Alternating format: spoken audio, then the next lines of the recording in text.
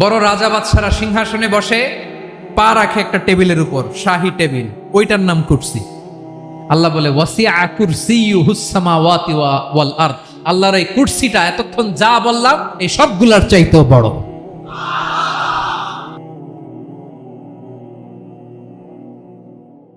আমাদের পৃথিবীর চাইতে অনেক বড় গ্রহ আছে, যেমন সূর্য পৃথিবীর চেয়ে 13 লক্ষ গুণ বড়।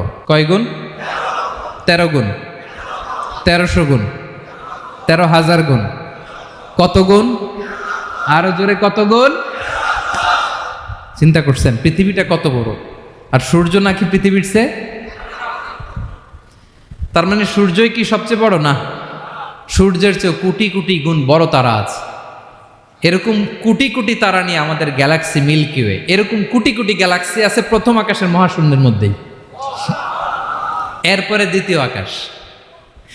এই দ্বিতীয় আকাশটা প্রথম আকাশের তুলনায় কত বড়? বিশ্বনবী বলেন, তোমার হাতের আংটি যদি মরুভূমির মাঝখানে ফেলে দাও, পুরো মরুভূমির তুলনায় তোমার হাতের আংটি যত ছোট, দ্বিতীয় আসমানের তুলনায় প্রথম আসমানটা ঠিক তত ছোট। তৃতীয় আসমান আবার এরকম, ওইটার তুলনায় দ্বিতীয় আসমানটা একটা আংটির সমান। চতুর্থ আসমানের তুলনায় মরুভূমির মাঝখানে তৃতীয় আসমানটা আংটির সমান। একটার চেয়ে আরেকটা বড়। কত বড় আমি বলতে পারবো, আপনারা শুনতে পারবেন, কিন্তু আমরা কল্পনা এটা ধারণ করতে পারবো? পঞ্চম, ষষ্ঠ, সপ্তম, 7 আকাশ শেষ। কি শেষ? এর উপরে আছে বাইতুল মামুর। কি নাম? এটা ফেরেশতাদের মসজিদ, ফেরেশতাদের কেবলা, ফেরেশতাদের কাবা। আমরা যেমন মক্কায় কাবা, ফেরেশতাদের কাবা কেবলার নাম হচ্ছে আল বাইতুল মামুর। 7 আসমানের উপরে। এটা কত বড় শোনেন। প্রতিদিন বিশ্বনবী বলেন, প্রতিদিন এই আল বাইতুল মামুর ফেরেশতাদের মসজিদে 70,000 ফেরেশতা ইবাদতের জন্য চান্স পায়। প্রতিদিন কয় হাজার? একবার ঢুকে যে বের হয়ে যায় কিয়ামতের আগে দ্বিতীয়বার আর তারা চান্স পাবে না। আল বাইতুল মামুর ওইটা শেষ। এরপরে সিদরাতুল মুনতাহা। কি নাম?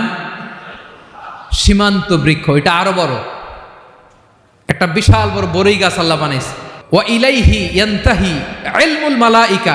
ফেরেশতাদের জ্ঞান সীমানা ওইখানেই শেষ। এর উপরে কি হয় ফেরেশতারা আর জানে না।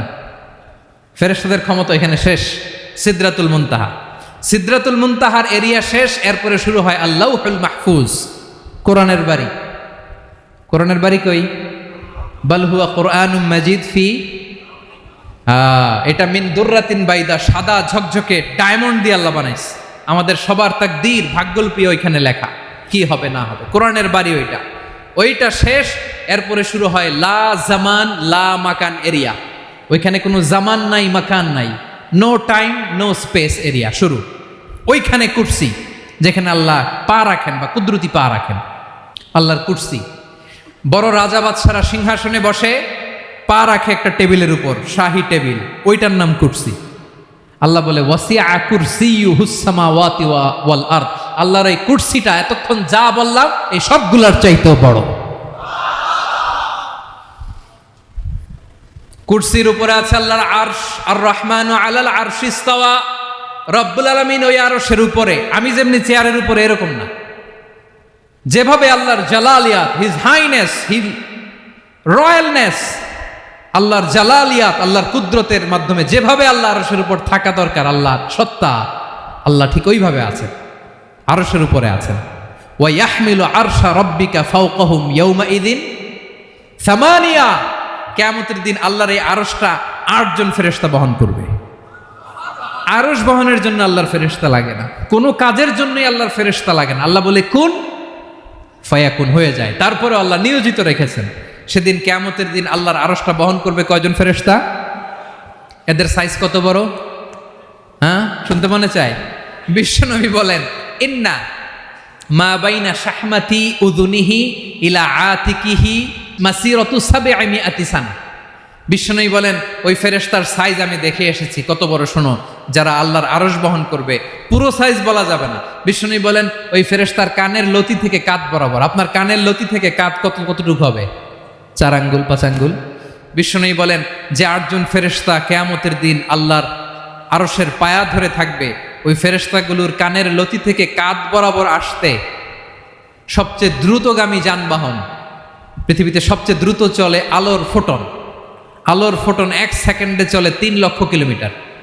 কয় লক্ষ কিলোমিটার? 1 ঘন্টায়, 1 মিনিটে, কয় সেকেন্ডে? 1 সেকেন্ড কইতে তো 2 সেকেন্ড লাগে। 1 সেকেন্ডে আলোর ফোটন, আলোর কণা ছুটে 3 লক্ষ কিলোমিটার বেগে। বিষ্ণুই বলেন এরকম যানবাহন দিয়ে যেটা সেকেন্ডে 3 লক্ষ কিলোমিটার বেগে ছুটে, এরকম দ্রুত যদি কেউ ছুটে তাহলে ওই ফেরেশতার কানের লতি থেকে কাঁধ বরাবর আসতে 700 বছর সময় লাগবে। এজন্য রব্বুল আলামিন বলেন ওয়াসিআ কুরসিয়ুহুস সামাওয়াতি ওয়াল আরদা, আল্লাহর কুরসিটা আকাশ জমিন সব চাপিয়ে যাবে। তাহলে আল্লাহ কত বড়! সুবহানাল্লাহ। সেজদায় যখন লুটিয়ে পড়েন এটা ভাববেন, আয় রে কারে সেজদা দেই আমি, তিনি কি সুমহান, কি সুবিশাল, ওই রবের গোলাম আমি। আলহামদুলিল্লাহ পড়েন। 9 নম্বরে আল্লাহ বলেন ওয়ালা ইয়াউদুহু হিফযুহুমা, এই বিশাল আকাশ জমিনকে রক্ষণাবেক্ষণ করতে যে আল্লাহ কঠিন কালেও ক্লান্ত হয় না। নাকি আমার আপনার মতো ক্লান্ত হয়? আল্লাহর ক্লান্তি আছে, শ্রান্তি আছে, বিশ্রাম আছে, বিরাম আছে, ঘুম, জিমানি? সুবহানাল্লাহ পড়েন। আল্লাহ বলে ওয়ালা ইয়াউদুহু হিফযুহুমা, এগুলোকে রক্ষণাবেক্ষণ করতে আল্লাহ ক্লান্ত হয়ে পড়েন না। 9 নম্বরে বললেন আল্লাহর কোনো ক্লান্তি নাই, সব কিন্তু দেখভাল করেন, প্রতি মুহূর্তে প্রতি সেকেন্ডে যার যেটা লাগে করেন। এই পুরো বসুন্ধরা, পৃথিবী, মহাবিশ্ব যেভাবে চলা দরকার সৃষ্টির পর থেকে আজও চলছে। চালায় কে? ইঞ্জিনিয়ারটা কে? আসল কারিগরটা কে? 9 নম্বর চলে গেল, আল্লাহ ক্লান্ত হন না। আর বাকি রইল কয়টা? সব শেষে আল্লাহ তাআলা বললেন ওয়া হুয়াল আলিয়ুল আযীম, ওয়া হুয়াল আলিয়ুল আযীম, তিনি হচ্ছেন আল আলিয়ুল আযীম। সব শেষ কথা। প্রিয় ভাইয়ের, আমি বলেছিলাম আয়াতুল কুরসিতে আল্লাহর মোট কয়টা সুন্দর সুন্দর নাম আছে? 2টা তো বলে ফেলছে। এগুলো কি ছিল? আল হাইয়ু, আল কাইয়ুম। এবার সব শেষে 3 আর 4 নাম্বারটা আসছে। এটা কি? একটা আল আলী আর একটা আযীম। 3 নাম্বারটা হচ্ছে আল আলী, 4 নাম্বারটা আযীম। আল আলী মানে হচ্ছে সর্বোচ্চ, দ্য গ্রেটেস্ট, দ্য হাইয়েস্ট। তার উপরে কেউ আছে? ঊর্ধ্ব জগতের যে বর্ণনা দিছি, কি বুঝলেন? আল্লাহর উপরে কেউ আছে? এজন্য তিনি হচ্ছেন আল আলী, সবচেয়ে উপরে, সর্বোচ্চ, দ্য হাইয়েস্ট। তার উপরে কেউ। এজন্য আল্লাহ বলেন সাব্বিহ ইসমা রাব্বিকাল আ'লা। আল আলী আর আল আ'লা কাছাকাছি অর্থ। প্রশংসা করো ওই আল্লাহর যিনি হলেন আ'লা, সবচেয়ে বড়। তার চেয়ে বড় কেউ আছে নাকি? তার উপরে কেউ আছে নাকি? আল আ'লা। এজন্য আমরা যখন সিজদায় লুটিয়ে পড়ি, আমরা যখন সবচেয়ে নিচে যাই, আমরা বলি আল্লাহ তুমি সবচেয়ে উপরে। আমরা যখন সিজদায় যাই, আমরা তখন সবচেয়ে কি? নিচে, তাই না? এর চেয়ে নিচে আর মানুষের সবচাইতে দামি অঙ্গ কপালটারে মাটিতে ঘষি, আমি সবচেয়ে নিচে, আর আমি বলি সুবহানা রাব্বিয়াল, আহা সুবহান রাব্বিয়াল আ'লা। আল্লাহ তুমি সবচেয়ে উপরে, আমি সবচেয়ে নিচে, কিন্তু তুমি সবচেয়ে উপরে। সুবহানাল্লাহ পড়েন। আল্লাহ বলে আমি হলাম আল আলী। 4 নম্বরে আমি হলাম আল আযীম, হাইয়ু কাইয়ুম। শেষে বললেন আমি হলাম আল আলী, আমি হলাম আল আযীম। আযীম মানে সুমহান, দ্য সুপ্রিম। সুপ্রিম। আল্লাহর সবকিছু চরম পর্যায়ের। তার সবকিছু কি? আল্লাহর শাস্তি চরম পর্যায়ের, আল্লাহর দয়া পরম পর্যায়ের, তার সৃষ্টি প্রকাণ্ড, তার ক্ষমতা প্রচন্ড। তিনি আল আলী, আল আযীম। আওয়াজ করে পড়েন আল্লাহু আকবার। আল্লাহ বলে আমি হলাম আল আলী, আমি হলাম আল আযীম, আমি হলাম সুমহান। আমার সবকিছু বড়, আমার শাস্তি বড়, আমার দয়াও বড়, মায়াও বড়। আমি যখন শাস্তি দেই, আমার শাস্তির মতো কেউ শাস্তি দিতে পারে না। আমি আল্লাহ সব সময় ধরি না, ধরলে ছাড়ি না। ঠিক কি না? ধরে ধরে ধরে না, ধরলে আল্লাহ সাবধান। যখন আযাব আসবে, গজব আসবে, পালাবার জায়গা খুঁজে পাওয়া যাবে। সামান্য ভূমিকম্প দিলে আমাদের অবস্থা কি হয় দেখেন তো? হ্যাঁ, সামান্য একটু ভূমিকম্প দিলে বাঁচার উপায় আছে?